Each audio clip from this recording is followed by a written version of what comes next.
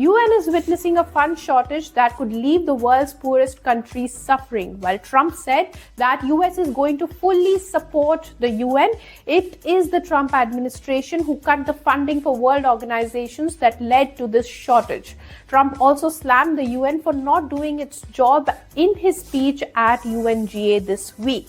What will be the impact of the fund shortage on the countries? Our next report tells you.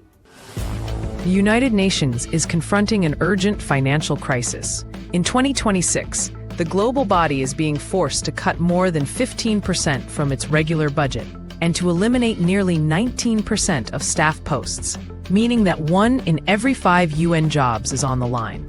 This deep shortfall in funding is being driven primarily by the suspension of US payments, leaving the UN with a deficit of at least $500 million and substantial arrears. Who is responsible for this situation? According to reports, the US, traditionally the largest funder of the UN, has ceased contributions, sending financial shockwaves across the UN system. Since Trump returned to office, the US has historically covered about 22% of the UN's budget. The resulting budget crunch has forced the organization into difficult trade-offs, affecting peacekeeping, humanitarian, and development work, as well as the daily lives and job security of thousands of UN staff. Who will be affected? Secretary General Antonio Guterres has stated that the reductions have been carefully planned to shield the most vulnerable, least developed countries, landlocked states, and small island nations, particularly those already suffering from climate change.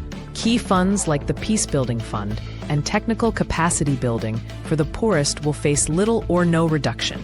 Much of Africa, for example, is set to be protected from the worst cuts. However, for many other vital programs, especially in peacekeeping, humanitarian relief, and human rights, the cuts threaten to slow down or reduce operations. Plans include relying more on virtual tools and automation, increasing workloads, pooling expertise, and moving jobs out of high-cost duty stations to cities with lower expenses. For the UN workforce, this translates into fewer positions, possible relocations, and career uncertainty.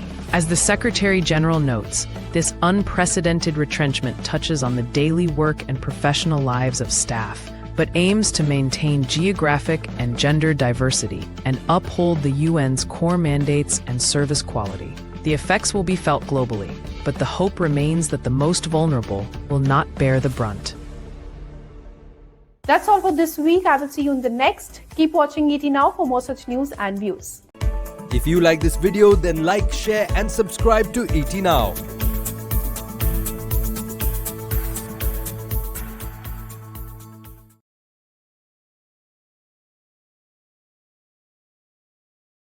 If you like this video, then like, share and subscribe to ET Now.